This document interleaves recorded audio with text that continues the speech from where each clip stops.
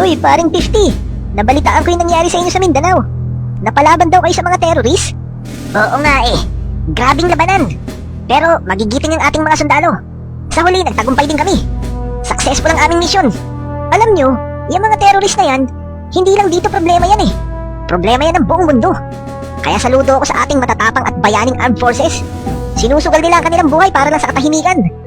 Alam nyo mga pre, lahat naman tayong lumalaban sa terorismo at mga masasamang elemento ay bayani. Katulad din yung Army, Marines at Air Force. Kami naman mga security guard, kami naman ang nangangalaga sa katahimikan sa mga mall, bangko at matataong lugar. Teka lang, maiba naman ako.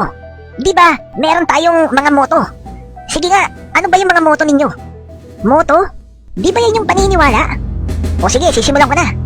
Dito sa amin sa Air Force, ang moto namin, no guts, no glory. Oh, ang lupit lang, di ba? Teka mga pre, mas malapit ang moto namin dito sa Marines. No retreat, no surrender. O di ba? Parang Hollywood movie title lang. Nako, walang sinabi yan mga pre. Dito sa Army, ang moto namin, no pain, no gain. Mas malupit, di ba? Wow, ang lupit nga. O ikaw naman 20. May moto rin ba kayong mga security guard? Aba syempre, kami pa. Ano akala niyo magpapahuli kami mga security guard sa inyo? Ang mga moto namin pre, dinidisplay pa namin at binabasa ito ng maraming tao. Ganun ba? O sige nga, parinig nga ng moto nyo. No ID, no entry.